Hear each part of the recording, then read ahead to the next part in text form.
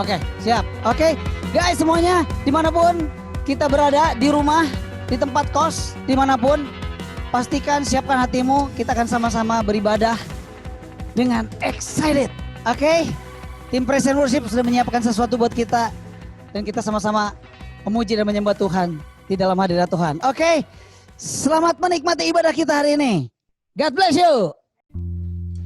Shalom United, apa kabar?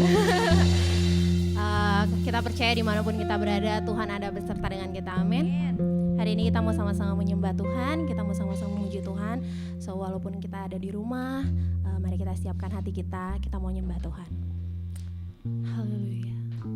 Terima kasih Tuhan, Engkau baik dalam hidup kami. Terima kasih buat penyertaan-Mu, terima kasih buat kasih-Mu yang besar dalam hidup kami. Terima kasih Tuhan kalau hari ini kami masih bisa bernafas, kami sehat. Kami tahu itu semua anugerah Tuhan dalam hidup kami. Kami mau menyembah-Mu Tuhan.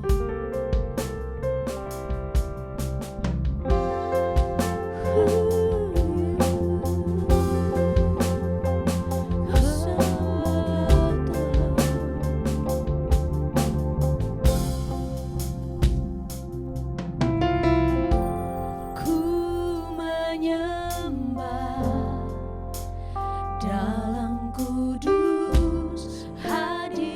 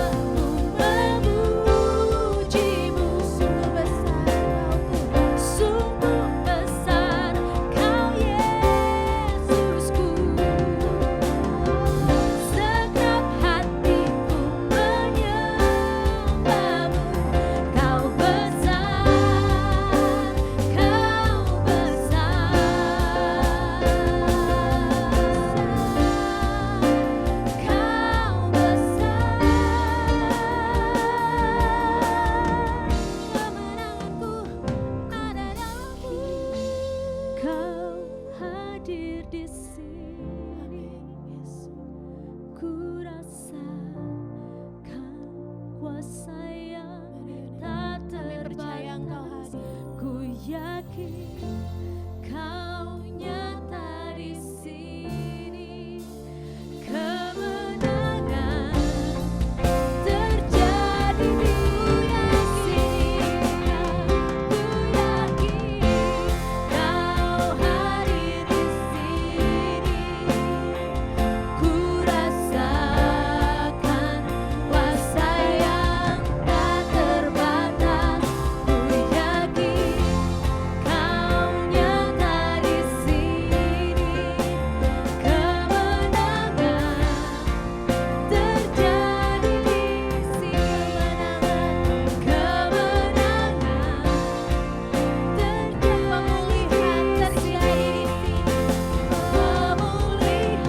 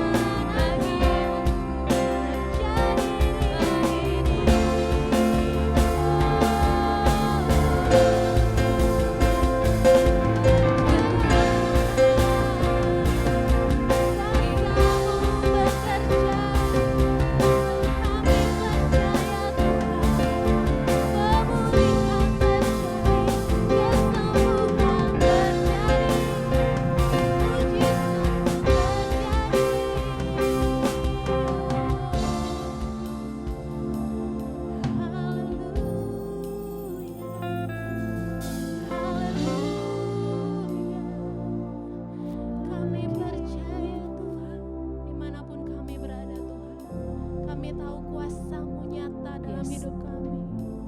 Kami tahu Tuhan, kemenangan itu jadi bagian kami.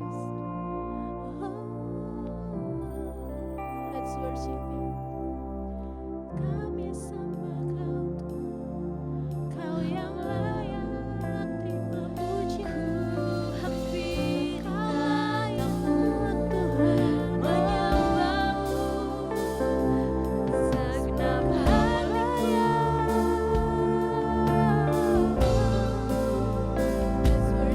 Ku kami sembah Tuhan, kami berikan syukur bagimu.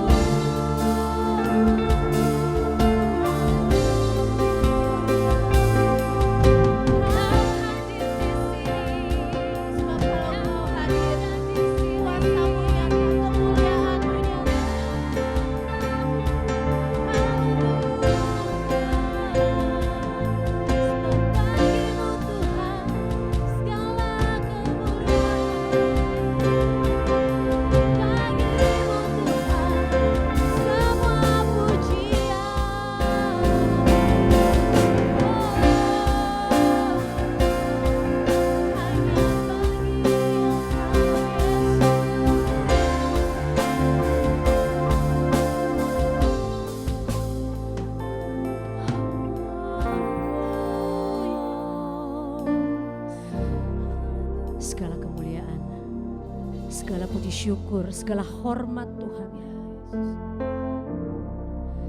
Segala kemuliaan hanya bagi Tuhan. Segala hormat pujian hanya bagi Tuhan.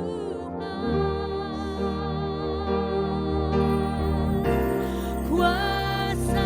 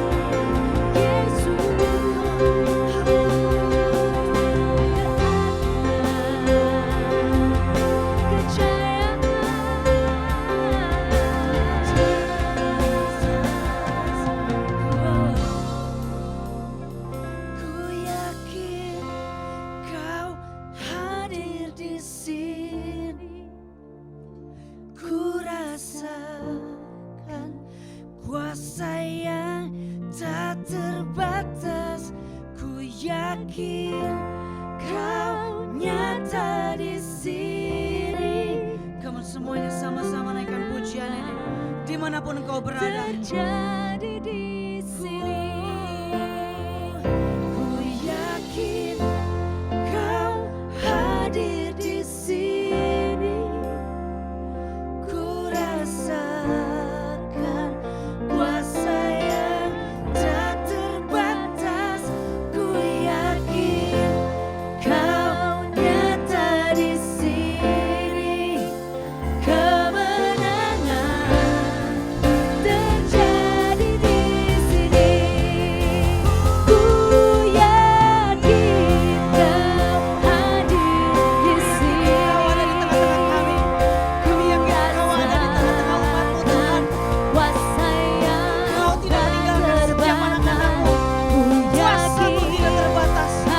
Kuasa-Mu tidak terbatas. kemenangan terjadi di sini. Semua sama-sama. Ku yakin Kau hadir di sini. Ku rasakan kuasa yang tak terbatas. Ku yakin Kau nyata di sini. Kemenangan terjadi di sini.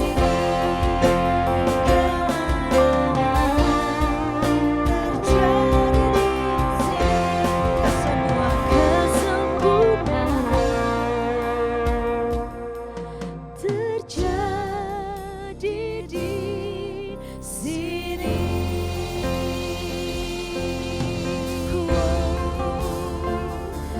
Di sini kesembuhan, kemenangan terjadi di sini. Kau hadir di sini. Yesus, Kau ada di sini. Lord Jesus, we believe in your presence, we believe in your power. Wherever you are, my people, the Lord said, do not fear.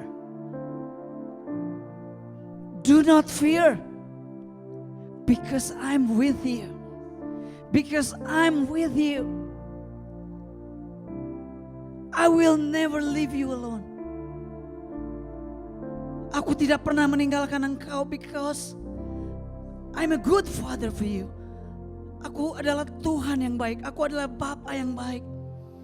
Kalau Bapa yang baik tidak pernah meninggalkan anak-anaknya, apalagi terlebih Bapa di sorga. He knows the best for you. He knows the best plan for you. Glory ka shikaralata kaba shikarala barala ka shikarala.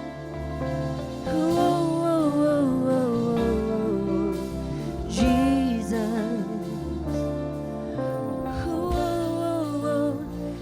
we worship you. Jesus. Kami ada di tempat ini, kami ada bukan karena kekuatan kami ada bukan karena hebat kami. Kami ada karena Engkau Tuhan. Kami ada karena anugerah-Mu. Kami ada karena kasih-Mu bagi kami. Makasih Tuhan. Nyatakan kasih-Mu lebih lagi Bapa buat setiap kami. Ajar kami untuk tetap mempercayai bahwa Engkau yes, Engkau amin, Engkau shalom, Jehovah Jireh, Jehovah Shammah. Kami percaya Tuhan yang kami sembah, Tuhan yang besar, Tuhan yang mampu menyediakan apa yang kami perlukan. Thank you Lord. Thank you Jesus. Musik naikkan pujian ini sebentar. Ku yakin Engkau ada di tempat ini.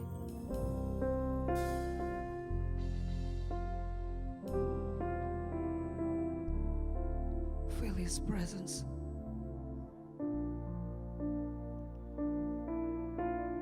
Glory Kashikara.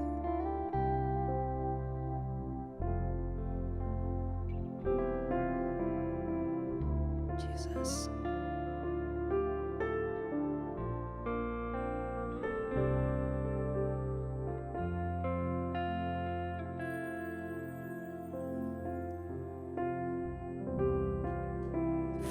His presence. Feel His presence.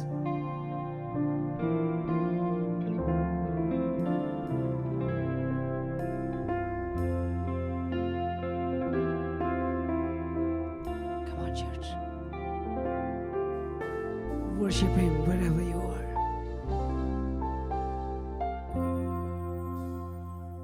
Ku yakin Kau hadir di sini, ku rasakan kuasa yang tak terbatas. Ku yakin Kau nyata di sini, kemenangan terjadi di sini.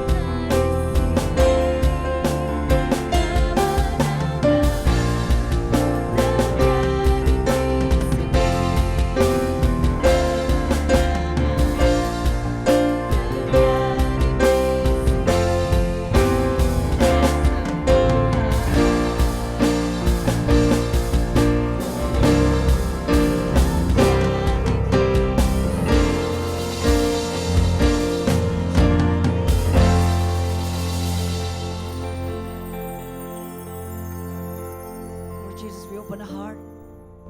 We open our ears to you. Come on, Lord, speak to every heart. Mari Engkau bicara buat setiap kami. Kami mau duduk diam. Kami mau fokus pada firman-Mu. Kami percaya ada kebenaran yang memerdekakan hidup kami. To God be the glory forever. Forever, Lord. Di dalam nama-Mu kami berdoa, kami mengucap syukur.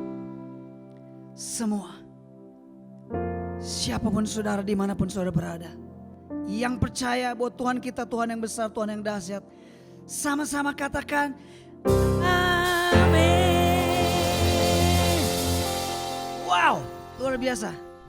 Saya merasakan hadirat Tuhan. Dan saya percaya hadirat Tuhan juga bisa dirasakan dimanapun kau berada. Sekarang kita akan mendengarkan sesuatu yang luar biasa dari Anton Darmawan. Dan Anton Darmawan sudah menyiapkan sesuatu. Mohon maaf, kebetulan tadi Anton Darmawan kemarin ngasih tahu dia tidak bisa menggunakan laptop. Jadi dia menggunakannya pakai handphone. Jadi kalau resolusinya kurang bagus atau kurang bagaimana, mohon dimaklum, kira-kira begitu ya. Anton, bisa dengar suara saya, Ton? Oke, silakan. Ko Anton, jangan tergoda dengan kartel putih, tenang aja karena kamu udah putih, oke? Ton, silahkan kamu sharing apa aja. Kalau perlu kami dikepret, perlu kami dipertajam, kami siap untuk dipertajam untuk menjadi pribadi yang lebih baik. Silakan Ton. Oke, sekali lagi terima kasih buat Kak Oji, buat kesempatan, dan salam kenal. Jadi buat saudara-saudara yang saya belum kenal, karena saya ingat saya terakhir kali datang ke UCC itu kalau tidak salah itu antara 2-3 tahun yang lalu, saudara ya. Saya ingat waktu itu baru awal-awal UCC menggunakan gedung baru, jadi ya lumayan ya saya awal-awal bisa menikmati gedung baru UCC dibandingkan pembicara-pembicara lain. Jadi dan tadi pada waktu Kak Oji ini menyapa saudara semua, saya melihat ada begitu banyak orang-orang yang saya ini tidak kenal, saudara. Karena itu kenapa sekali lagi salam kenal buat semuanya. Dan saya gembira sekali, jadi semakin banyak saya tidak mengenal jemaat UCC saat ini, itu berarti ada begitu banyak pertambahan orang-orang baru yang ada di UCC. Oke, hari ini saya akan menyampaikan sebuah firman yang saya beri judul Gereja yang Berkasih Karunia. Ya, saya beri judul Gereja yang Berkasih Karunia. Jika ada gereja yang berkasih karunia, berarti tentu saja ada gereja yang tidak berkasih karunia. Dan saya tentu saja saya berdoa agar UCC menjadi gereja, salah satu gereja yang berkasih karunia. Nah, saya awali dengan sebuah perenungan pribadi, karena kebetulan saya, Ko Budi, Jeffrey, dan tim ini juga sama seperti Kak Oci, kami adalah praktisi gereja. Saya merenungkan masa pandemi ini, jadi ternyata virus COVID ini, pandemi ini adalah berkat terselubung buat gereja, saudara. Ya, sekali lagi saya renungkan bahwa pandemi ini ternyata berkat Tuhan terselubung buat gereja. Kenapa? Karena saya melihat bahwa saat-saat ini gereja Tuhan itu dimurnikan, saudara. Saya mengamati gereja-gereja yang berfokus pada aksesoris. Hari-hari ini tidak bisa bertahan. Saya melihat gereja dikembalikan Tuhan kepada esensinya lagi. Tanpa perlu kita memperdebatkan mana itu aksesoris dan mana itu esensi. Gampang pada masa-masa saat ini. Hal-hal yang dulu dibanggakan oleh sebuah gereja di dalam melakukan follow up terhadap jemaatnya, tapi hari-hari ini tidak bisa dilakukan, itu berarti aksesoris. Simple. Jadi hari-hari ini kalau saya mengatakan mana itu aksesoris, mana itu esensi, itu jauh lebih mudah. Apa itu aksesoris? Hal-hal yang dulu dibanggakan oleh sebuah gereja, tapi hari-hari ini tidak bisa dikerjakan lagi. Hari-hari ini tidak efektif untuk dilakukan lagi. Itu berarti adalah aksesoris. Saya percaya esensi itu adalah cara Tuhan. Cara Tuhan itu tidak tergoncangkan. Cara Tuhan itu tidak dipengaruhi oleh waktu, tidak dipengaruhi oleh segala sesuatu. Karena itu kenapa saya mengamati Bapak Ibu, gereja-gereja yang berfokus pada aksesoris hari-hari ini, mereka kebingungan bagaimana cara mereka memfollow up jemaat. Tapi gereja yang berfokus pada esensi, tergoncang? Ya, sedikit. Tapi tidak terlalu banyak, karena apa yang mereka lakukan, itu cukup kuat untuk memfollow up jemaatnya. Nah, saya mengamati, ada dua hal yang dibutuhkan oleh sebuah gereja di masa-masa pandemi ini. Dan dua hal ini, saya katakan ini adalah esensi juga. Ada dua hal yang dibutuhkan oleh gereja. Nah, saya berharap kita semua bisa merenungkan, Bapak Ibu ya. Yang pertama, hubungan antar pribadi yang kuat. Ya. Gereja yang tidak memiliki hubungan antar pribadi yang kuat, saat-saat ini tidak bisa bertahan, Bapak Ibu. Ya, saya tidak tahu apa yang dialami oleh Bapak Ibu, tapi saya pribadi di Surabaya setiap hari Minggu dan saya bertemu dengan banyak orang, mereka juga menceritakan bahwa setiap hari Minggu mereka seringkali mendapatkan link-link, ya, link ibadah online dari banyak gereja. Jadi hari-hari ini kita tidak menutup mata. Bapak Ibu boleh cari menu gereja yang mana. Kalau zaman dahulu, Bapak Ibu datang sebuah gereja, terus kita ngelihat pengkhotbahnya 5 menit khotbah tidak cocok, kita tidak bisa pergi. Tapi saat ini, Bapak Ibu datang ikut ibadah online, ya, 5 menit tidak cocok dengan pembicaranya, Bapak Ibu bisa switch kepada channeling yang lain. Karena itu saya mengamati, gereja yang tidak memiliki hubungan antar pribadi yang kuat, itu tidak mungkin hari-hari bisa bertahan. Mereka bisa pergi kemanapun, Bapak Ibu. Di tempat yang sama, mereka bisa memilih menu gereja dimanapun. Hubungan antar pribadi yang kuat, itu sangat diperlukan hari-hari ini. Yang kedua, saya percaya sekali lagi, bahwa salah satu hal yang membuat Bapak Ibu kenapa bertahan, bisa mengikuti ibadah online di UCC ini, saya yakin salah satunya adalah hubungan antar pribadi yang kuat. Karena itu kenapa tadi saya mengamati di menit-menit awal dari pengurus Kak Oci itu menyapa satu persatu. Ya, kalau ini jemaat sudah menjadi 1000, itu tidak memungkinkan lagi. Karena itu kita perlu berpikir bagaimana cara yang paling efektif agar hubungan antar pribadi yang kuat ini tetap bisa dikerjakan. Tetapi yang kedua yang jangan dilupakan, yang dibutuhkan gereja hari-hari ini adalah duplikasi kepemimpinan yang hebat. Duplikasi kepemimpinan yang hebat. Kami mengamati gereja-gereja yang tidak melakukan duplikasi kepemimpinan, hari-hari ini tidak bisa bertahan, Bapak Ibu. Hanya mengandalkan gembala dan beberapa full time, tidak cukup untuk mengcover seluruh jemaat yang ada. Tidak memungkinkan. Duplikasi kepemimpinan itu perlu terjadi. Tanpa duplikasi kepemimpinan itu tidak mungkin. Karena itu sekali lagi dua hal ini. Yang pertama, hubungan antar pribadi. Yang kedua adalah duplikasi kepemimpinan. Dan saya merenungkan cara yang paling efektif untuk menghasilkan dua hal ini itu adalah komunitas. Komunitas. Cara apa lagi yang paling efektif menghasilkan hubungan antar pribadi yang kuat? Selain komunitas. Ya, kalau gerejanya 100 orang saja mungkin bisa akrab. Tapi 100 saja itu sudah sulit, Bapak Ibu. Ya. Hanya gereja-gereja yang jumlahnya kecil tanpa komunitas bisa akrab. Tapi kalau jumlahnya sudah mencapai 150, itu tidak memungkinkan. Tanpa komunitas itu sulit. Bagaimana cara menghasilkan duplikasi kepemimpinan yang efektif? Komunitas. Karena itu kenapa gereja yang berfokus pada komunitas, pasti duplikasi kepemimpinan itu pasti akan terjadi. Otomatis akan terjadi. Karena semua terdistribusi, semua terfollow up oleh masing-masing kepemimpinan yang sudah direncanakan, yang sudah dirancangkan. Karena itu kenapa di menit-menit awal ini saya ingin menguatkan kembali lagi nama UCC, United Community. Saya percaya kata-kata community ini bukan cuma sekedar logo, bukan cuma sekedar simbol, Bapak Ibu. Saya menguatkan bahwa ternyata komunitas itu bukan program gereja, bukan. Komunitas itu adalah cara Tuhan membangun gereja. Kalau Bapak Ibu lihat bagaimana cara Tuhan membangun gereja, Yesus melakukan sebuah komunitas dengan 12 murid. Karena itu kenapa sekali lagi saya menguatkan, cara awal Tuhan membangun gereja itu adalah komunitas. Komunitas bukan program gereja. Komunitas adalah cara Tuhan dalam membangun jemaat. Karena itu kenapa hari ini sekali lagi saya ingin menguatkan Bapak Ibu yang terus berjuang, mungkin ada di tempat ini para pemimpin yang merunning komunitas, dan saudara sudah sampai satu titik, tidak mudah saudara memimpin komunitas itu, saudara. Ya, itu tidak mudah. Tetapi percayalah, tidak ada sesuatu yang berkualitas yang diperoleh dengan harga murah.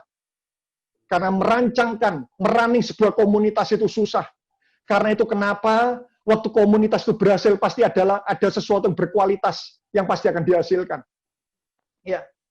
Mari kita lihat Kisah Rasul pasal 4 ayat 32. Kisah Rasul pasal 4 ayat 32. Saya mulai tadi mengamati di sini, ya, saya lihat ada begitu banyak yang videonya dimatikan, tidak apa-apa, karena ini akan memperlancar. Tetapi saya berharap video saudara dimatikan, itu bukan alasan saudara bisa baring di tempat tidur. Ya, jadi saya memberikan apresiasi buat Bapak Ibu yang meskipun melakukan ibadah online ini, Bapak Ibu tetap mengenakan kostum yang terbaik. Saya percaya sikap tubuh itu mencerminkan keseriusan. Saya seringkali menyampaikan kepada jemaat kami yang juga melakukan ibadah online, bolehlah duduk di tempat tidur, tapi jangan sampai kita melakukan ibadah online dengan baring-baring di tempat tidur, Bapak Ibu. Karena itu nanti Anda akan terbangun pada waktu doa berkat saja, ya. Oke, mari kita lihat Kisah Rasul pasal 4 ayat 32. Ya. Saya mengajak, kalau kita mau belajar tentang gereja, saya mengajak kita belajar dari gereja zaman Kisah Para Rasul.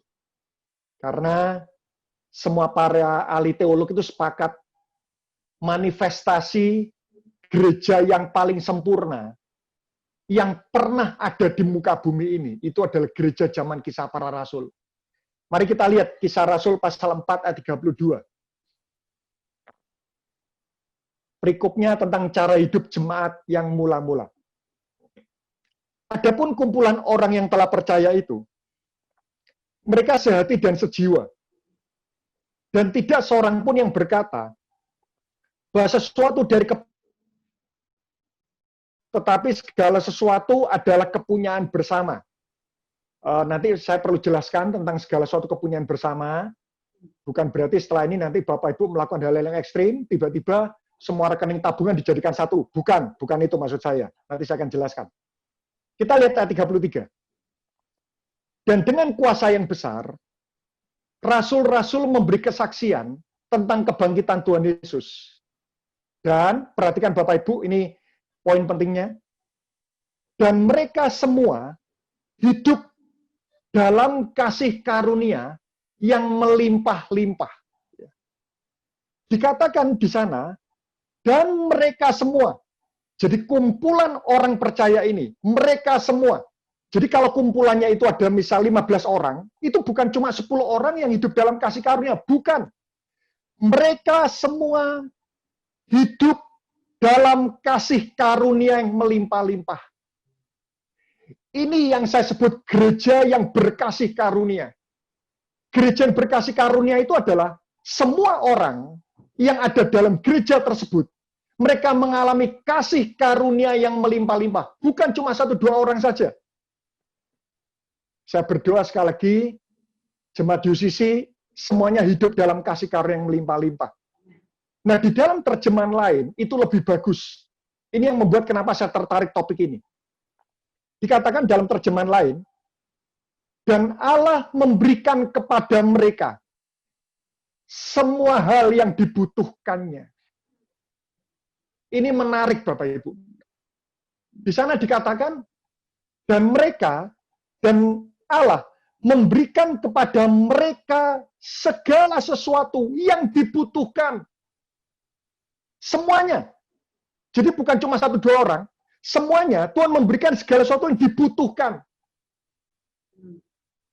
Saya percaya Bapak Ibu merindukan komunitas di mana Anda berada, Anda mengalami hal ini. Bahkan di terjemahan lain dikatakan lebih menarik, dikatakan seperti ini. Dan Allah terus saja menunjukkan bahwa Dia sangat baik hati kepada tiap-tiap orang percaya di tempat tersebut. Bayangkan, sampai orang-orang yang belum mengenal Yesus, orang-orang yang belum bergabung dalam kumpulan orang percaya saat itu, mereka mengatakan, dan Allah terus saja baik hati kepada setiap orang yang ada di tempat tersebut. Karena itu kenapa pada zaman itu, hukuman terberat buat orang percaya itu adalah waktu mereka diusir dari komunitas. Nah, saya tidak tahu bagaimana respon Bapak Ibu pada waktu dilarang datang komunitas. Ya, ada beberapa kadang jemaat Tuhan, Anda dilarang datang komunitas. Puji Tuhan. Nah, kenapa puji Tuhan gitu kan? Ya mungkin ada sesuatu, satu dan lain hal. Tetapi kita perlu belajar pada komunitas saat itu. Sampai dikatakan komunitas itu menjadi komunitas yang berkasih karunia, sampai-sampai Tuhan terus saja memberikan kepada mereka segala sesuatu yang dibutuhkan. Saya berdoa, komunitas masing-masing komunitas yang dirunning oleh UCC itu menjadi komunitas yang berkasih karunia. Karena itu kenapa hari ini saya mengajak kita belajar, ada 3 kunci membangun komunitas yang berkasih karunia. Kenapa saya perlu menyampaikan hal ini Bapak Ibu? Karena terutama topik ini sangat perlu dilakukan di masa pandemi ini Bapak Ibu. Ya. Topik ini sangat perlu dilakukan justru di masa-masa pandemi ini. Ada 3 kunci membangun komunitas yang berkasih karunia. Ya. Sekali lagi saya percaya, saya berdoa, saya rindu komunitas di UCC. Tuhan itu mengatakan Allah memberikan kepada Anda segala sesuatu yang Anda butuhkan. Ada 3 kunci membangun komunitas berkasih karunia. 3-tiganya ini penting, tidak boleh hilang salah satu. Ya. Karena poin 1 terjadi kalau ada poin kedua terjadi jika ada poin ketiga. Yang pertama, mari kita lihat Kisah Rasul pasal 4 ayat 34. Ya. Kisah Rasul pasal 4 ayat 34. Jika di sini ada para pemimpin komunitas, saya berharap saudara bisa mengingat saudara bisa mencatat, karena 3 gaya hidup ini sangat perlu dilakukan, ya, terutama dalam sebuah komunitas. Kisah Rasul pasal 4 ayat 34. Saya membaca, sebab tidak ada seorang pun yang berkekurangan di antara mereka. Karena semua orang yang mempunyai tanah, rumah, menjual kepunyaannya itu, dan hasil penjualan itu mereka bawa. Oke, bisa ditutup PowerPoint-nya sebentar. Ya. Yang pertama, bagaimana cara membangun komunitas yang berkasih karunia? Yang pertama, pastikan tidak ada yang berkekurangan, Bapak Ibu. Terutama di masa-masa saat ini, Bapak Ibu. Komunitas harus berfungsi. Pastikan tidak ada yang berkekurangan. Saya berikan sebuah analogi, Bapak Ibu, ya, agar kita lebih mudah memahami prinsip ini. Apa itu ciri keluarga yang penuh kasih karunia? Saya percaya keluarga yang berkasih karunia itu bukan suami berhasil menjadi suami, istri gagal. Bukan. Atau suami gagal, istri berhasil. Bukan. Keluarga yang berkasih karunia itu adalah suami berhasil, istri berhasil, anak berhasil. Kalau suami berhasil, istri berhasil, anak gagal, itu belum keluarga yang mengalami kepenuhan kasih karunia. Bukan. Keluarga yang berkasih karunia, keluarga yang mengalami kepenuhan kasih karunia, itu suami berhasil, istri berhasil, anak berhasil. Begitu pula kalau misal kita ini memiliki sebuah keluarga, Bapak Ibu, dan kita punya 5 anak. Saya percaya keluarga yang berkasih karunia itu bukan 3 anak itu bisa makan kenyang, lalu 2 anak kelaparan. Oh bukan, itu bukan keluarga yang berkasih karunia. Keluarga yang berkasih karunia seperti ini. Orang tua bisa makan, 5 anaknya, itu semua bisa makan semua dan tidak berkekurangan. Itu adalah keluarga yang berkasih karunia. Berarti saya mengatakan, gereja yang berkasih karunia, itu bukan 1-2 orang diberkati, lalu jemaat yang lain miskin berkat. Bukan. Gereja yang berkasih karunia itu seperti ini. Kalau 1, 2, 3 orang diberkati, maka yang lain pun itu tidak miskin berkat, yang lain pun itu hidupnya berkecukupan. Itu adalah gereja yang berkasih karunia. Dan bukankah poin pertama ini adalah faktor pembeda terbesar antara gereja zaman Kisah Para Rasul dengan gereja pada zaman saat ini? Hari-hari ini seringkali gereja memastikan semuanya, tapi kadang-kadang mereka lupa. Apakah jemaat mereka ini semuanya berkecukupan atau mereka berkekurangan? Terutama saat ini, Bapak Ibu, perlu dipastikan. Saya mengamati. Saya percaya ini tidak terjadi di UCC, Bapak Ibu. Saya berdoa. Hari-hari ini gereja memastikan semua jemaatnya harus mengikuti ibadah online. Hari-hari ini gereja memastikan jemaatnya harus persembahan. Tapi kadang gereja lupa memastikan apakah ada jemaatnya itu yang tidak bisa makan. Hari-hari ini gereja harus berperan. Memastikan setiap orang-orang yang Tuhan percayakan, mereka semua tidak berkekurangan. Mereka tetap bisa makan, Bapak Ibu. Apakah ini penting? Kalau hal ini tidak penting, kenapa pada zaman gereja Kisah Para Rasul, hal itu betul-betul menjadi salah satu prioritas? Kalau Bapak Ibu mengamati atau belajar sejarah gereja, dalam setiap komunitas pada masa itu, selalu ada pengurus yang bernama oikonomos. Dan oikonomos ini punya tugas, yaitu memastikan setiap orang yang ada dalam komunitas itu, mereka tidak berkekurangan. Kalau ini tidak penting, kenapa ada seseorang yang sampai dipilih menjadi oikonomos? Terbukti lagi, Bapak Ibu bisa membaca Kisah Rasul pasal 6. Waktu itu 12 rasul itu marah, karena pelayanan meja itu mulai dilupakan. Pelayanan meja itu adalah pelayanan memberi makan, memastikan setiap orang itu bisa makan kenyang. Hari-hari ini sangat penting, Bapak Ibu perlu kita pastikan.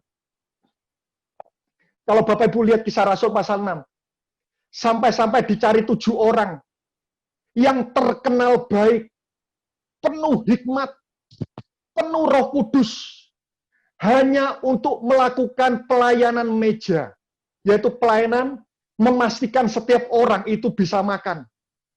Kalau hal ini tidak penting, kenapa pada masa itu sampai kriteria koordinator pelayanan meja itu sampai ditentukan sedemikian spesifik, terkenal baik, penuh hikmat, penuh Roh Kudus. Karena itu kenapa hari-hari ini Bapak Ibu pasti kenal sama Ko Budi Utomo. Ko Budi itu memberikan instruksi keras kepada kami, pastikan tidak ada satupun jemaat kami itu yang kelaparan. Hal yang ironis itu seperti ini. Kita punya teman gereja dan dia kelaparan dan kita tidak tahu. Sama seperti, bukankah gereja itu keluarga Bapak Ibu? Itu sama seperti kita orang tua, kita punya 4 anak, 2 anak kenyang, gembira, bahagia, tapi 2 orang kelaparan, tapi 2 orang yang kenyang ini mereka tidak tahu ada saudaranya kelaparan. Pastikan tidak ada yang berkekurangan. Pastikan semua bisa makan. Karena itu kenapa kalau Bapak Ibu mengamati, saya tidak tahu apakah ini terjadi di Bandung juga. Di Surabaya hari-hari ini, karena terutama sekitar 3 bulan yang lalu, ada banyak bisnis itu lesu, dan banyak di antara jemaat kami akhirnya beralih jual segala sesuatu itu online. Face shield, ya, masker, terus setelah itu ada yang jual makanan. Karena itu sebuah budaya yang kami bangun adalah kalau ada teman gerejamu itu jual sesuatu, belilah. Meskipun kau sudah punya, belilah. Ya, tentu saja dalam hal ini bukan berarti dia penjual mobil terus kita beli mobilnya, bukan Bapak Ibu ya. Belilah. Saya tidak tahu di UCC apakah kalau ada WhatsApp group itu ada jualan-jualan online. Di tempat kami ini ada 8 cabang dan itu ada 8 WA group masing-masing cabang. Itu semua full jualan online Bapak Ibu. Ya. Ada yang jual peyek. Saya tidak tahu peyek bahasa apakah di Bandung itu juga mengenal peyek Bapak Ibu ya. Ada yang jual jemaat kami peyek itu tingginya hanya ya 25 cm ya. Dia baru jual peyek 35.000. Saya lihat mahal betul. Cuma saya katakan, dia butuh. Suaminya kehilangan pekerjaan. Saya katakan sama istri saya, beli. Di pasar 15.000, di dia 35.000. Tidak apa-apa, dia berjuang. Terus ada lagi jemaat yang dia jual bubur, Bapak Ibu. Ya, dia berusaha untuk survive, dia jual bubur. Ya. Akhirnya saya katakan, sudah beli aja. Ya. Saya ini tidak doyan bubur, Bapak Ibu. Sudah beli aja. Dan waktu saya makan, karena dia baru ya membuat bubur, baru jualan, saya makan ini, saya butuh berdoa untuk menelan bubur itu, Bapak Ibu. Ya. Karena rasanya itu betul-betul sudah apa yang tidak pernah Anda pikirkan itu yang terjadi waktu itu. Ya. Waduh, untuk menelan aja itu butuh upaya. Tapi saya kata, beli sudah, beri masukan, tapi beli juga. Ada salah satu full time kami. Karena tidak menutup mata, nanti Bapak Ibu bisa tanya kepada Kak Oci. Hari-hari ini semua pemasukan gereja mengalami penurunan, Bapak Ibu ya. Sehingga ada beberapa full time kami yang akhirnya mereka berusaha untuk survive ya. Mereka berusaha survive, mereka jualan kerupuk itu sampai kerupuk besar-besar mereka jualan 50 itu dibawa ke kantor semua. Karena itu 50 kresek besar sampai mejanya, meja temannya itu full kerupuk semua Bapak Ibu. Saya katakan, enggak apa-apa, beli Bapak Ibu. Saya tidak tahu bagaimana dengan tempat saudara dan komunitas saudara. Tapi sekali lagi poin yang pertama, pastikan tidak ada yang berkekurangan. Pastikan. Saya percaya kalau kita ini adalah orang tua yang kaya, ya, dan 4 anak kita ini sudah mandiri, Lalu kita melihat ya mereka sudah berjuang pengelolaan uang masing-masing, tapi 2 anak kelaparan, 2 anak ini makan kenyang, tapi yang 2 ini senantiasa tolong-menolong sama 2 anak yang berkekurangan. Saya percaya saat kita menjadi orang tua, kita ini tidak eman-eman untuk mengucurkan apa yang kita miliki kepada anak kita. Karena itu sekali lagi yang pertama, cara membangun komunitas yang berkasih karunia. Pastikan tidak ada yang berkekurangan. Yang kedua, Kisah Rasul pasal 4 ayat 35, Bapak Ibu.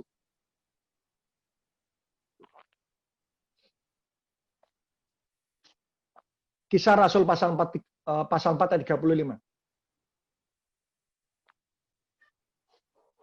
Dan mereka letakkan di depan kaki rasul-rasul. Lalu dibagi-bagikannya kepada setiap orang sesuai dengan keperluannya. Ya. Oke, bisa di-close. Yang kedua, bangun gaya hidup saling berbagi. Yang pertama, pastikan tidak ada yang kekurangan. Tapi bagaimana poin pertama bisa terjadi? Yang kedua, bangun gaya hidup saling berbagi. Dan perintah ini bukan hanya diberikan kepada orang yang kaya, bukan. Pada masa itu, orang miskin pun dilatih untuk berbagi, Bapak Ibu.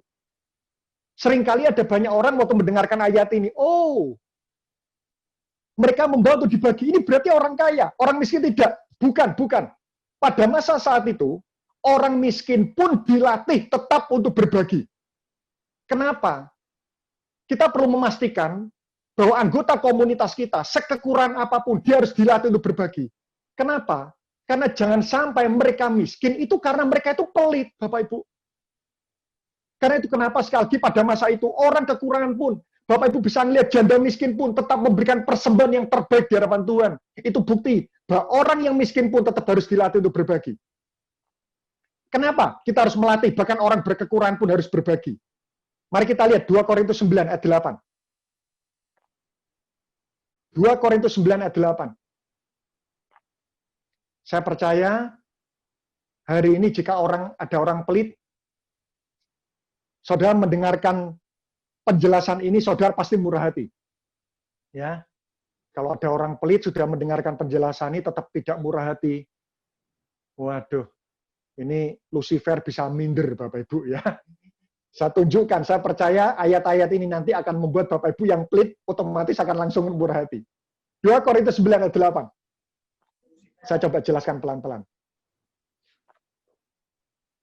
Dan Allah sanggup melimpahkan segala kasih karunia kepadamu. Garis bawahi kata-kata segala kasih karunia. Nah, saya jelaskan dulu tentang segala kasih karunia. Sekali lagi, topik kita adalah gereja yang berkasih karunia. Berarti gereja yang mengalami segala kasih karunia. Kenapa di sini dikatakan segala kasih karunia? Saya perlu jelaskan bahwa kasih karunia itu diberikan, sistemnya itu bukan paket, Bapak Ibu. Tapi jenis per jenis. Kalau buah roh itu sistemnya paket. Ya. Saudara menerima buah roh, otomatis 9 buah roh itu ada otomatis dalam kehidupan saudara. Karena saudara tidak mungkin punya kasih tapi tidak punya sukacita. Punya sukacita tidak punya damai sejahtera. Itu tidak mungkin. Jadi buah roh itu diberikan, sistemnya paket. Tapi kasih karunia itu diberikannya itu jenis per jenis. Karena itu kenapa ada orang-orang yang dia berkasih karunia dalam hal pekerjaan, tapi dia tidak berkasih karunia dalam hal pelayanan. Ada orang yang berkasih karunia dalam hal pelayanan, tapi dia tidak berkasih karunia dalam hal keluarga. Ada orang yang berkasih karunia dalam hal keluarga, tapi dia tidak berkasih karunia dalam hal hubungan. Kenapa hal ini bisa terjadi? Karena kasih karunia itu diberikan jenis per jenis. Dan target Tuhan, ayat 8 ini dikatakan, dan Allah sanggup melimpahkan segala kasih karunia. Kenapa Tuhan ingin melimpahkan segala kasih karunia? Berikutnya. Supaya kamu senantiasa berkecukupan di dalam segala sesuatu. Lihat, ciri orang yang mengalami kepenuhan kasih karunia, berkecukupan di dalam segala sesuatu. Berarti, betul, ayat ini memperkuat apa yang tadi saya katakan. Ciri komunitas yang berkasih karunia, semua orangnya berkecukupan di dalam segala sesuatu. Nah, sekali lagi target Tuhan dalam hidup kita, apa saja yang kita perbuat berhasil. Bapak Ibu pasti ingat Mazmur 1 ayat 3, berbahagialah orang merenungkan Tauratku siang dan malam, ia seperti pohon yang ditanam di tepi aliran air, yang berbuah pada musimnya, tidak pernah layu daunnya, apa saja yang diperbuat berhasil. Megang keluarga berhasil, megang pelayanan berhasil, membangun hubungan berhasil. Tuhan ingin apa saja yang kita perbuat itu berhasil.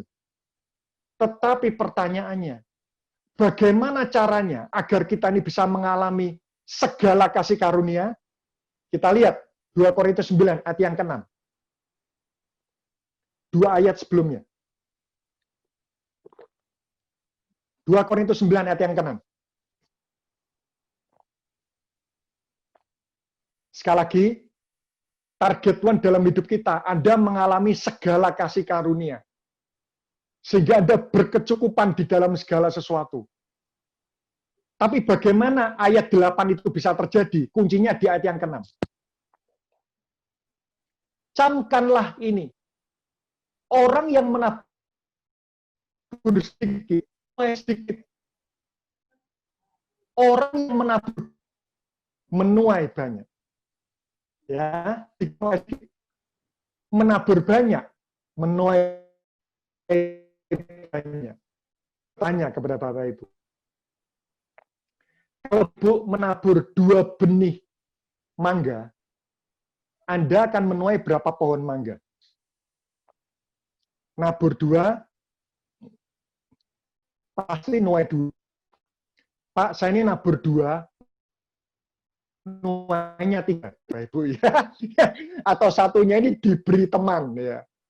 Tapi kalau diberi teman itu kan bonus, jangan menyandarkan hidup pada bonus. Tapi normalnya nabur 2 nuai 2.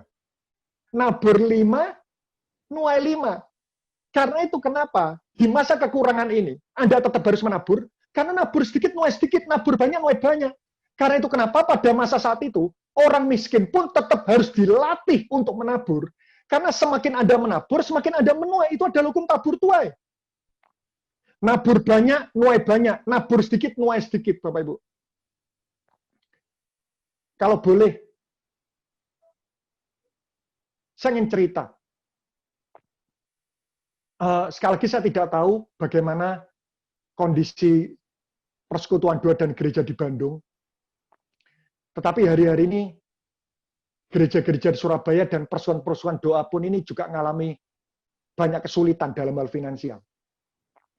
Dan seringkali kadang mereka itu telepon, Pak, apakah bisa mengisi persekutuan doa lewat online, tentu saja, atau mengisi pelayanan di gereja kami online? Saya katakan, oh siap, ya karena pandemi ini rata-rata banyak kosongnya Bapak Ibu ya. Saya katakan siap.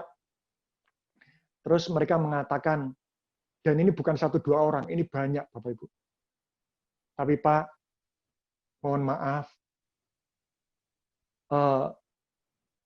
kalau seandainya Bapak melayani tanpa persembahan kasih, bisakah? Saya katakan, kami dilatih sama Ko Budi Utomo, Bapak Ibu. Enggak apa-apa, Bu. Saya tahu semua orang, semua gereja, semua persen saat ini sulit. Saya siap.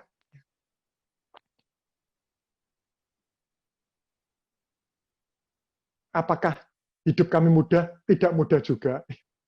Jadi, istri saya itu tahu, Bapak Ibu. Jadi, suatu ketika, ada sebuah bakwan, ya, itu yang kami berdua sukai, Bapak Ibu. Ya, waktu itu saya katakan, oke, beli bakwan itu aja, gitu kan. Dan waktu istri saya beli bakwan, saya heran tiba-tiba yang mengantarkan itu, dia mengantarkan 7 kresek, Bapak Ibu, bakwan. 7 kresek. Saya bingung, saya tanya sama istri saya, kamu beli bakwan untuk siapa saja? Saya tanya. Loh, saya beli bakwannya 1 kresek. Lalu 6 kresek yang lain untuk siapa? Kok? Saya kan tergabung di grup PKK. ya di grup PKK RT Bapak Ibu ya. Di RT kami punya grup WA. Akhirnya saya sebarkan di grup PKK. Dan dalam waktu 2 jam, tiba-tiba bakwan laku 6 bungkus. Jadi Koko jangan khawatir, hari ini kita beli bakwan, itu gratis. Kenapa? Keuntungannya kita dapat dari jualan bakwan. Jadi itu yang sering kali dilakukan istri saya, Bapak Ibu. Ya. Dia senang durian, sebelumnya dia jual durian dulu. Dan seringkali kami mengalami banyak mujizat. Jadi ini bukan 1-2 kali, Bapak Ibu. Sungguh ini bukan 1-2 kali. Setiap kali saya melayani sebuah persekutuan yang mereka katakan, Pak, maaf, kami tidak ada persembahan kasih. Saya katakan, tidak apa-apa, Bu. Tidak apa-apa. Kami ini pelayan, kami siap. Pemeliharaan kami bukan dari jadwal, tapi dari Tuhan. Dan setelah saya melakukan pelayanan itu, sungguh, saya cerita ini kehebatan Tuhan. Selalu ada, tiba-tiba ada seseorang yang bahkan ini sudah 1-2 tahun saya ini sudah tidak pernah ketemu dia sama sekali. Ini berarti orang-orang sudah sangat jauh. Tiba-tiba dia telepon, Pak, saya disuruh Tuhan untuk mengirimkan berkat kepada Bapak. Ini selalu, Bapak Ibu. Kami ini bingung bagaimana pemeliharaan Tuhan ini. Kami ini sampai bingung betul. Karena itu kenapa saya menguatkan Bapak Ibu hari-hari berkekurangan. Mari. Bukankah masa kekurangan ini mungkin Bapak Ibu dulu pernah alami? Ya. Saya lupa saya pernah cerita di UCC atau tidak. Dulu anak saya lahir prematur. Jantung bocor, mata hampir buta, usus melorot. Terakhir November kemarin, istri saya kena tumor otak, Bapak Ibu. Saya kaget. Bulan November kemarin, dia kena tumor otak. Kami mengatakan, aduh. Tapi terbukti sampai saat ini pun kami tetap terpelihara dengan baik. Tabur. Tidak ada cuti dalam menabur. Pastikan saudara rohani kita ini tetap bisa makan kenyang. Selama kita bisa makan, kita pastikan saudara rohani kita, teman komunitas kita ini tetap bisa makan.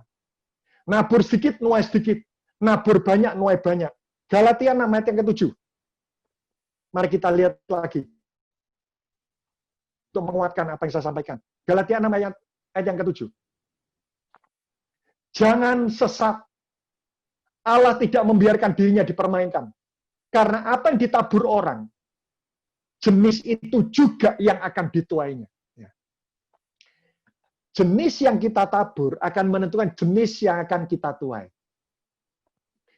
Nabur mangga, nuai mangga. Ya. Tidak ada nabur mangga, nuai rambutan. Itu tidak ada. Ya. Artinya seperti ini. Tabur senyum, tuai senyum. Tabur ramah, tuai ramah. Mungkin ada Bapak Ibu yang donasi orang tua asuh Isra. Anda menabur mencerdaskan anak orang. Anda akan menuai kecerdasan buat anak kita. Ada teman komunitas Anda yang sakit. Sekaligus promosi, sekolah Isra masih membutuhkan 10 orang tua asuh. Sekaligus promosi, Bapak Ibu ya. Anda menabur mencerdaskan anak orang, Anda akan menuai kecerdasan buat anak kita. Ada teman komunitas saudara yang sakit, dia tidak punya uang untuk kesehatan, Anda tabur dia, Anda tolong dia untuk kesehatan, Anda akan menuai kesehatan. Percayalah, tabur senyum, tuai senyum. Tabur hubungan baik, tuai hubungan baik. Tabur kebencian, nuai kebencian. Tidak ada orang tabur senyum, tuai uang. Seringkali saya menemukan ada banyak orang Kristen mengatakan, Pak, saya ini kepengennya tabur senyum, tuai uang. Loh, kalau itu terjadi, saya mau, Bapak Ibu. Ya, saya senyum ke siapapun agar saya menuai uang. Tapi faktanya tidak bisa. Tabur senyum, tuai senyum. Mungkin ada di antara Bapak Ibu, tabur senyum, tuai uang. Yaitu hoki. Tidak mungkin terus terjadi. Atau mungkin ada di antara Bapak Ibu, Pak, saya setiap hari ini di tempat kerja saya selalu senyum, Pak. Dan akhir bulan saya terima gaji, Pak. Saya terima uang, Pak. Bukankah itu tabur senyum, tuai uang? Pekerjaan Bapak apa? Maaf, misal, saya pembuka pintu hotel. Oh iya, itu bukan tabur tuai, tapi itu profesi, saudara. Memang profesinya seperti itu. Karena itu kenapa? Taburlah segala jenis benih dari hidup Anda. Anda akan menuai segala jenis benih. Tabur ramah, tabur kesehatan, tabur sekolahkan anak orang lain, tabur makanan, tabur pemeliharaan, tabur perhatian, tabur prinsip-prinsip rohani. Anda menabur segala jenis benih, Anda akan menuai segala jenis benih. Anda menabur makin banyak, Anda akan menuai makin banyak. Bangun gaya hidup saling berbagi. Yang ketiga, yang terakhir.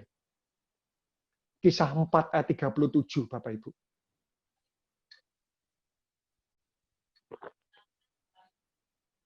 Terima kasih buat Viarin Pranata yang menolong saya untuk menyampaikan poin-poin ini. Ya. Jadi yang pertama, pastikan tidak ada yang berkekurangan. Yang kedua, bangun gaya hidup saling berbagi. Yang ketiga, poin ketiga, gaya hidup ketiga yang perlu dibangun dalam komunitas yang berkasih karunia atau dalam gereja yang berkasih karunia. Ia menjual ladang miliknya, lalu membawa uangnya dan meletakkannya di depan kaki rasul-rasul. Ternyata orang-orang yang meletakkan uang ini, mereka tidak minta untuk ditulis namanya, ya.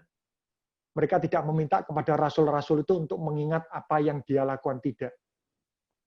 Berarti kunci ketiga, membangun gereja yang berkasih karunia adalah memberi tanpa pamrih. Tidak menuntut apapun dari pemberian. Seringkali yang menjadi permasalahan komunitas adalah ada orang yang menabur, tapi dia menuntut dari pemberiannya dia. Itu seringkali yang menjadi masalah. Ciri orang yang berkasih karunia. Ciri orang yang mengalami kepenuhan kasih karunia. Memberi tanpa pamrih. Siapa contoh orang yang mengalami kepenuhan kasih karunia? Tidak perlu diperdebatkan, Tuhan Yesus Kristus.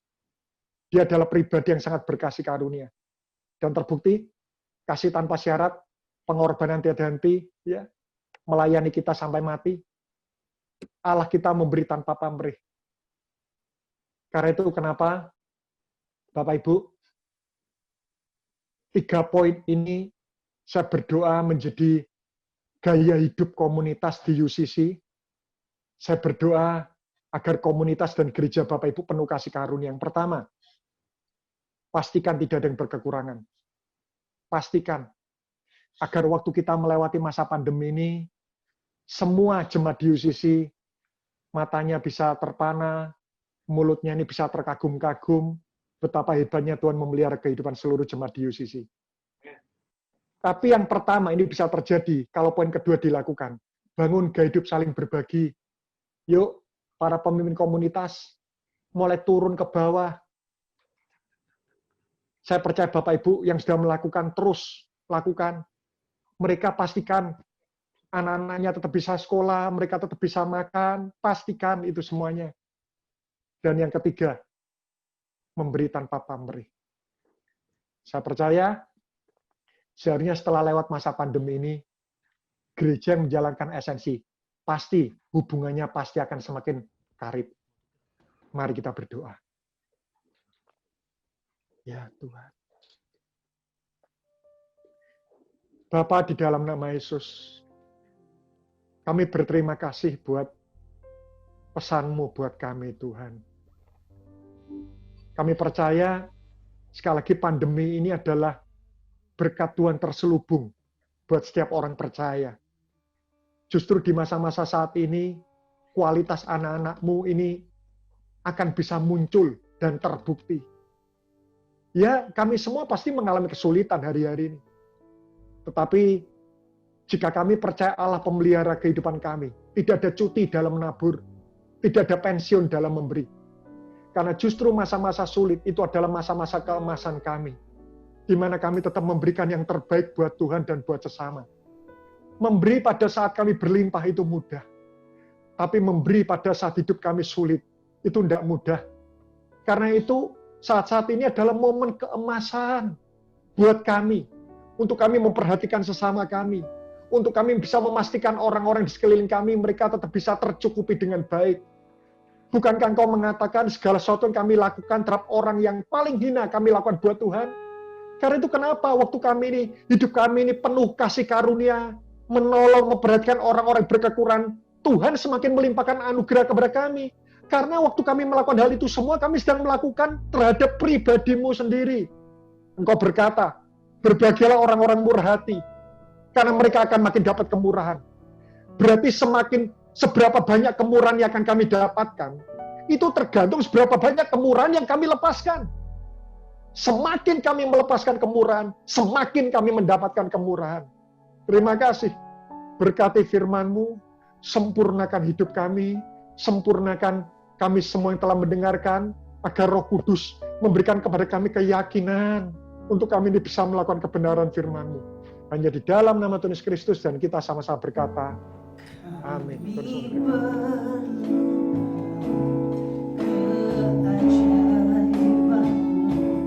Kami butuhkan sentuhan tangan-Mu, kami tak dapat jalan sendiri, kami perlu Kau Tuhan.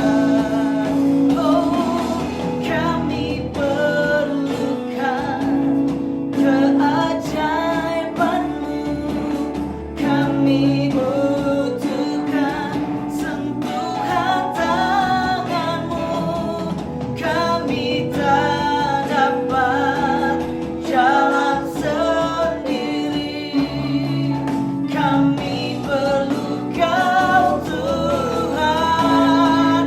Oh, kami perlu Kau. Kami perlu Kau Tuhan di dalam kondisi yang sulit. Kami mau menjadi jemaat, kami mau menjadi gereja yang penuh dengan kasih karunia, memastikan tidak ada yang berkekurangan, memastikan berani untuk berbagi, memastikan Tuhan tidak mementingkan diri sendiri. Oh, kami perlukan keajaiban-Mu, kami butuhkan sentuhan tangan-Mu. Oh, jalan sendiri, kami perlu Kau Tuhan. Kami perlukan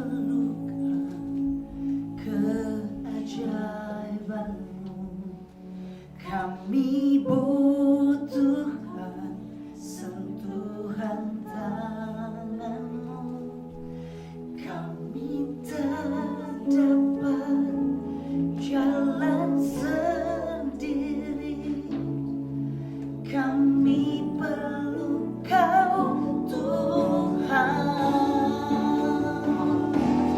Kami perlukan keajaiban-Mu, kami butuhkan sentuhan tangan-Mu, kami tak dapat jalan sendiri, kami perlu Kau Tuhan. Oh, oh, kami perlukan keajaiban-Mu, kami butuhkan sentuhan tangan-Mu, kami tak dapat jalan sendiri, kami perlu Kau Tuhan. Kami perlu Kau Tuhan. Kami perlu Kau Tuhan. Kami perlu Kau. Kami perlu Kau. Oh, kami perlu Kau Tuhan. Kami butuhkan. Kami mau Tuhan melakukan kehendak-Mu. kami Tuhan. Menjadi pribadi-pribadi yang tidak egois. Kami pastikan bukan hanya setiap orang harus beribadah online. Tapi bisakah kami merasakan apa yang dirasakan Tuhan? Untuk memastikan setiap domba-domba, setiap jemaatmu, setiap anak-anakmu dipastikan bahwa tidak ada yang kelaparan, tidak ada yang berkekurangan. Kami membuka hati kami buat Tuhan. Kami membuka hati kami buat jemaatmu, for your people Lord. Kalau ada mereka yang berkekurangan, kontak kami mau menjadi tangan yang terbuka. Kami mau menjadi tangan yang membuka bantuan bagi mereka yang membutuhkan. Glory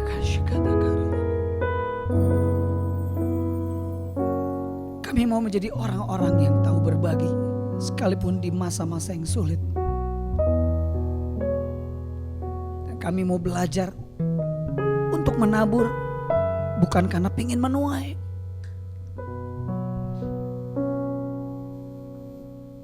Kami menabur tanpa pamrih.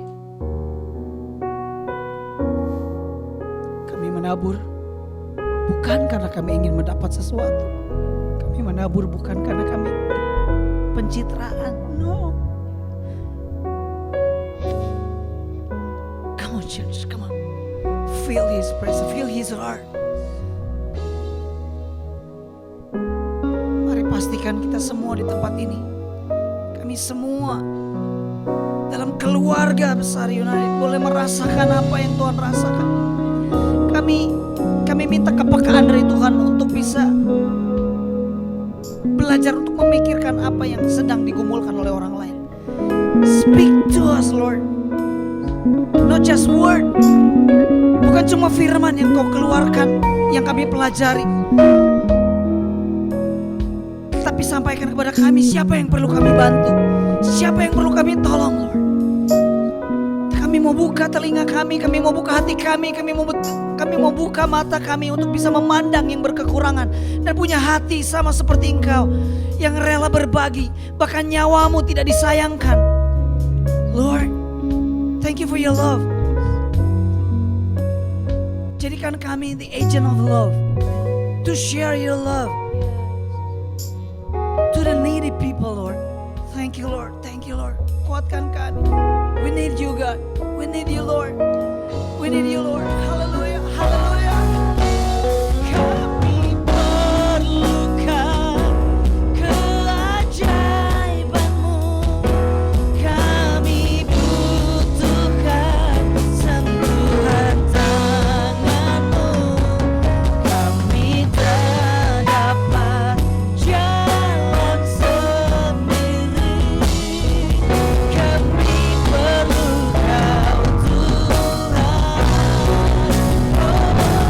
Kami perlukan keajaiban-Mu. Kami butuhkan sentuhan tangan-Mu. Kami tak dapat jalan sendiri.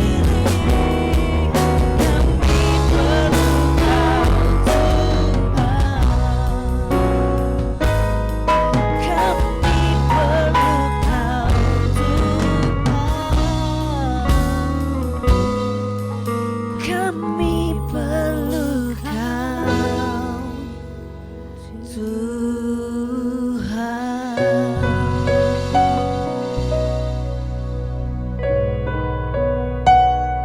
Jadikan kami perpanjangan tangan-Mu Tuhan bagi yang membutuhkan. Makasih buat firman-Mu. Terima kasih buat Ko Anton yang sudah menyampaikan kebenaran firman. Biar kebenaran firman-Mu bukan cuma didengar, tapi kami kerjakan menjadi pelaku-pelaku firman dalam kehidupan. Terima kasih Bapa, terima kasih Tuhan Yesus. We love you. We feel your presence, we feel your love. Di dalam nama Tuhan Yesus kami berdoa, kami mengucap syukur. Semua yang percaya sama-sama katakan amin. Oke, Bapak Ibu Saudara, buat Bapak Ibu Saudara yang sudah mendengarkan firman Tuhan, pastikan kita bukan cuma pendengar, tapi kita boleh menjadi pelaku firman Tuhan. Mari kita peka-pekalah sedikit, mulai belajar, open your heart, dengarkan apa yang Roh Kudus sampaikan. Kalau Roh Kudus bilang, tuh ada saudaramu tuh yang lagi jualan, beli deh. Atau tuh ada yang kayaknya ada nama yang selama ini mungkin udah lama banget gak terkoneksi dengan saudara, tapi tiba-tiba Tuhan berbicara di hati saudara. Yuk belajar taat. Percayalah, apa yang kita tabur, Tuhan tidak menutup mata. Ya, walaupun itu bukan motif kita. Ya, menabur bukan motif kita untuk menuai. Menuai itu akibat, bukan tujuan. Ya, sekali lagi, menuai itu bukan tujuan, bukan pengejaran, tapi menuai itu mah akibat. Directly, instantly, pasti Tuhan akan kasih buat kita in His time. Tapi pastikan kita menabur karena kita mengasihi. Oke, bagi Bapak Ibu Saudara yang merasa diberkati dengan firman Tuhan hari ini, nanti kita akan siapkan linknya untuk Bapak Ibu Saudara boleh mendengar ulang atau mau di share buat other people. If you want to bless them, nanti kita akan kirimkan lewat United Call Center. Jadi semua akan dipusatkan di United Call Center dan kirim, dan Bapak Ibu Saudara bisa kirim kepada saudara-saudara, kepada yang lain yang membutuhkan. Perlu proses untuk mengedit ya, jadi tentunya perlu sedikit waktu untuk Bapak Ibu Saudara bisa menerima. Tapi tentunya nanti United Call Center akan mengirimkan buat Bapak Ibu Saudara. Dan Bapak Ibu Saudara yang merasa dan sudah menerima berkat dari Tuhan dan Bapak Ibu Saudara ingin menabur, jadi Bapak Ibu Saudara bisa kirimkan ke nomor rekening 777 0666 168. Saya ulang, 777 0666 168 atas nama Elvina Suryadinata BCA. Saudara bisa kirim persembahan saudara ke sana. Tidak ada paksaan. Kalau saudara diberkati, saudara bisa kirim. Kalau saudara sedang mengalami kesulitan, tentunya saya percaya Bapa di Sorga juga mengerti posisi saudara. Oke? Lalu berikutnya, jangan lupa minggu depan kita akan ada perjamuan kudus. Jadi prepare baik-baik. Beli rotinya, beli minuman anggurnya, kalau bisa di prepare dari sekarang. Nanti secara berkala United Call Center akan merimain Bapak Ibu Saudara supaya Bapak Ibu Saudara nggak lupa. Mungkin ya 2 kali cukup lah ya untuk merimain Bapak Ibu Saudara. Jadi ingat, minggu depan kita akan perjamuan kudus, ya perjamuan kudus online. Oke? Lalu apa lagi? Tidak ada lagi. Kita hari ini udah kedatangan alat yang baru, masih perlu adjustment, perlu pengenalan lebih baik. Kemarin hari Jumat kita udah simulasi, cukup berjalan baik, tapi mungkin hari ini ada sedikit nggak tahu apa nih. Tapi saya pikir nanti hari Jumat kita akan simulasi ulang terus secara berkala, memastikan semua dengan baik, dan berharap Bapak Ibu Saudara tetap bisa menikmati dengan baik juga apa yang sudah kami usahakan. Tapi kalau masih ada kekurangan di sana sini, percayalah, we're gonna be better day by day, oke? Jadi pastikan setiap Bapak Ibu Saudara tetap bersabar untuk menikmati semua yang terbaik. Tapi terima kasih ada donatur yang telah membelikan alat ya yang canggih. Waduh, coba Yan alatnya, Yan bisa di-shoot ya Yan? Alatnya ini nih Yan. Nah ini lihat ya alatnya nih. Alatnya set. Nah ini dia alatnya. 20 channel harusnya bisa jadi lebih baik ke depan ya. Dan lighting juga udah dapat, cahayanya keren banget, capture card udah ada, oke semuanya udah, tinggal kita latihan untuk memastikan semuanya bekerja dengan maksimal. Saya pikir itu aja dan tidak ada lagi yang lain. Kalau begitu, mari kita akan bersama-sama mengakhiri. Dan sebelum nanti kita mengakhiri, sebelum menerima berkat, saya mau menginformasikan seperti biasa, jangan langsung keluar dulu dari Zoom-nya. Kita akan berfoto bersama seperti biasa dan dengan logo begini aja kali gini ya. Ah ginilah kira-kira ya. Oke, sip, bisa. Oke, United, you. Oke, kita akan sama-sama berdoa mengakhiri ibadah kita. Terima kasih buat firman-Mu sudah disampaikan. Berkati hamba-Mu yang telah menyampaikan firman Tuhan. Kami percaya firman-Mu ya dan amin. Firman-Mu telah menegur kami. Kami mau menjadi pribadi yang bukan cuma pendengar tapi pelaku firman Tuhan. Kami mau dengar-dengaran apa yang sudah Tuhan sampaikan. Kami menjadi gereja yang berkasih karunia, menjadi orang-orang yang berkasih karunia, memastikan seluruh anggota keluarga tidak ada yang berkekurangan, memastikan bahwa kami tidak pelit, tidak ada pelit di tengah-tengah kami. Kami mau belajar berbagi. Kalau ada yang berjualan, kalau ada yang membutuhkan, kami berbagi, kami membeli. Dan kami percaya, kami mau menabur bukan karena ingin menuai, tapi kami menabur karena kami mengasihi. Karena kami percaya tuaian itu adalah akibat, itu bukan tujuan. Tetapi yang jauh lebih mulia dari itu adalah motif pada saat kami menabur. Karena pada saat kami menabur, kami punya motif, kami mengasihi. Terima kasih Bapak, terima kasih Tuhan Yesus. Pulang dari ibadah Zoom ini, ketika saudara keluar dari ibadah Zoom ini, percayalah saudara dipakai oleh Tuhan, terinspirasi oleh firman Tuhan, dan menjadi berkat buat sekelilingmu. Karena takdir hidup kita adalah we are the people of blessing. Jadi berkat dimanapun kau berada, percayalah Tuhan yang memelihara hidupmu. Takkan kekurangan kita karena dia gembala yang baik, bahkan Bapa yang baik yang memelihara kehidupan anak-anaknya. Terima kasih.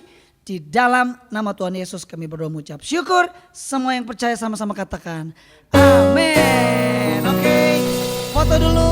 Oden silakan boleh memberikan aba-aba untuk difoto. Oden, halo semuanya. Kita seperti biasa kita sapa menyapa dulu ya. Kepala kecil musuh.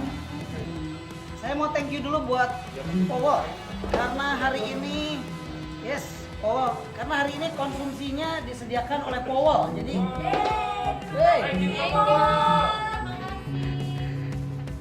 halo Ko Ferdi. Hadir. Luar biasa Ko Ferdi. Jangan lupa Ko Ferdi. Ada tugas mulia Ko Ferdi ya. Siap. Iya. Ibu Tina dan Rian, selamat pagi. Pagi, Selamat pagi ya. Selamat bergabung ya.